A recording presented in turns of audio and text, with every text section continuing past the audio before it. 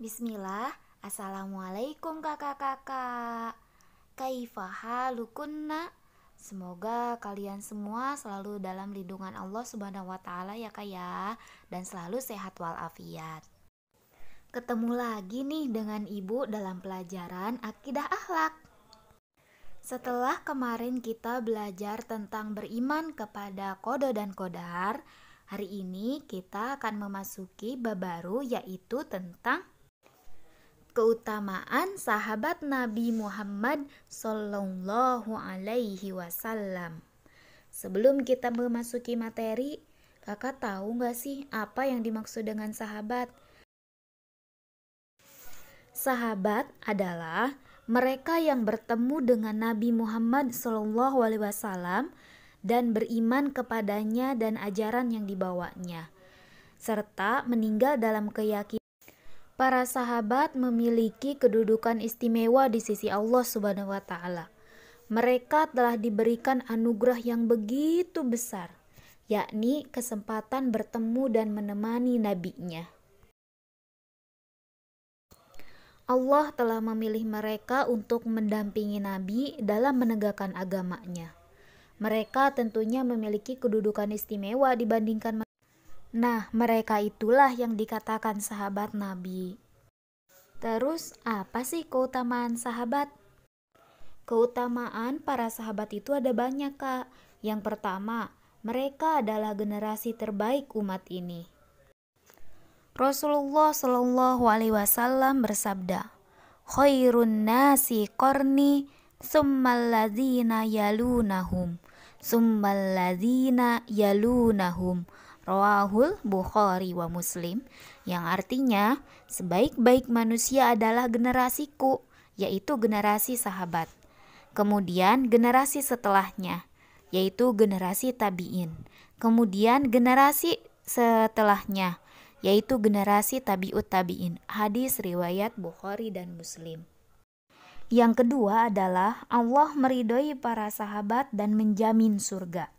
Sebagaimana firman Allah yang artinya, orang-orang yang terdahulu lagi yang pertama-tama masuk Islam dari golongan muhajirin dan ansor dan orang-orang yang mengikuti mereka dengan baik, Allah ridho kepada mereka dan mereka pun ridho kepada Allah.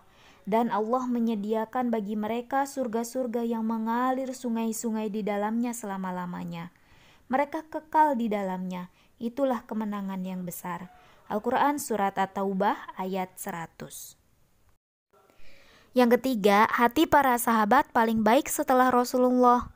Abdullah ibnu Mas'ud radhiyallahu anhu mengatakan, sesungguhnya Allah memperhatikan hati para hambanya. Allah mendapati hati Muhammad Sallallahu Alaihi Wasallam adalah hati yang paling baik, sehingga Allah memilihnya untuk dirinya dan mengutusnya sebagai pembawa risalahnya. Kemudian Allah melihat hati para hambanya setelah hati Muhammad SAW. Allah mendapati hati para sahabat beliau adalah hati yang paling baik. Oleh karena itu, Allah menjadikan mereka sebagai para pendukung nabinya dan berperang demi membela agamanya. Apa yang dipandang baik oleh kaum muslimin, yaitu para sahabat, pasti baik di sisi Allah. Apa yang dipandang buruk oleh mereka, pasti buruk di sisi Allah. Hadis riwayat Ahmad. Yang keempat, mereka itu keras terhadap orang kafir, namun berkasih sayang di antara mereka.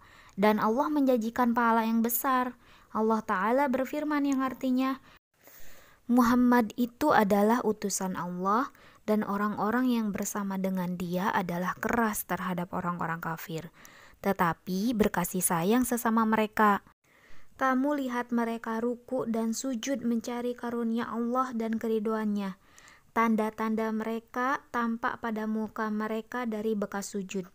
Demikianlah sifat-sifat mereka dalam Taurat dan sifat-sifat mereka dalam Injil, yaitu seperti tanaman yang mengeluarkan tunasnya, maka tunas itu menjadikan tanaman itu kuat, lalu menjadi besarlah dia dan tegak lurus di atas pokoknya.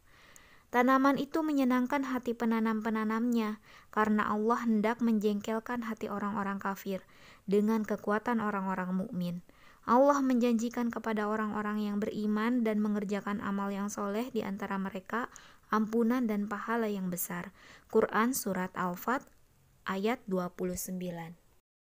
Yang kelima, sahabat Nabi sebagai pedoman dalam memahami Al-Quran dan As-Sunnah. Rasulullah SAW bersabda, sesungguhnya ahli kitab sebelum kalian setelah terpecah belah menjadi 72 golongan, dan sesungguhnya umat ini juga akan terpecah belah menjadi 73 golongan. 72 diantaranya masuk neraka dan satu golongan diantaranya di dalam surga, yakni golongan yang mengikuti apa yang aku dan para sahabatku berada di atasnya. Hadis riwayat Abu Dawud. Nah, itulah keutamaan para sahabat. Sekarang kewajiban mengikuti para sahabat dalam beragama.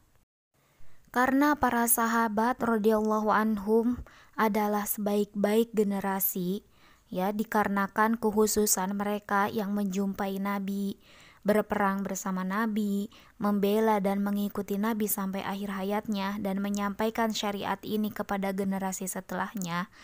Maka para sahabat Nabi adalah orang-orang yang paling tinggi ilmunya, yang paling paham perkataannya dan perilaku Nabi, paling paham tentang Al-Quran, karena mereka telah mendampingi Rasulullah tatkala wahyu diturunkan, sehingga para sahabat benar-benar mengetahui dan paling paham apa yang diinginkan oleh Allah dan Rasul-Nya.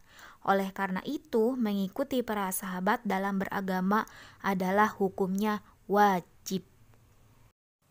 Lantas, apa hukum mencaci maki para sahabat Nabi? Mencaci maki dan menghina sesama kaum muslimin saja merupakan akhlak yang tercela, apalagi menghina para sahabat-sahabat Nabi SAW, maka hukumnya adalah haram. Mencela para sahabat sama saja mencela agama Islam, karena agama Islam ini tegak dengan perjuangan serta kegigihan para sahabat. Nabi bersabda, "Janganlah mencela sahabatku, demi zat yang jiwaku berada di tangannya. Seandainya salah seorang dari kalian menginfakkan emas seperti gunung Uhud, maka ia tetap tidak menandingi satu mud, bahkan setengahnya yang diinfakkan oleh salah seorang dari mereka." Hadis riwayat Bukhari dan Muslim. Maksudnya adalah apabila ada seseorang berinfak emas seperti gunung Uhud, atau misalkan berinfak emas sebesar gunung Uhud itu adalah gunung yang tertinggi yang namanya gunung ya kayak, maka nilainya itu tidak menandingi satu mud itu sedikit ya kayak, atau setengah dari yang diinfakkan oleh sahabat. Padahal infaknya sama, misalkan ya, memberinya sama dan yang diberinya sama, akan tetapi para sahabat itu memiliki keutamaan, kelebihan, keikhlasan, dan ketaatan yang tidak dimiliki oleh orang lain selain mereka. Nah, seperti itulah para sahabat Nabi. Bagaimana kakak? Sudah mulai paham kan? Itulah materi kita kali ini tentang keutamaan sahabat atau tentang sahabat Nabi Muhammad SAW.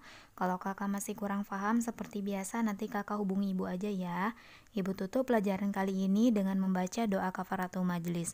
Subhanaka Allahumma wa bihamdika asyhadu an la ilaha illa anta astaghfiruka wa atubu ilaik. Assalamualaikum warahmatullahi wabarakatuh.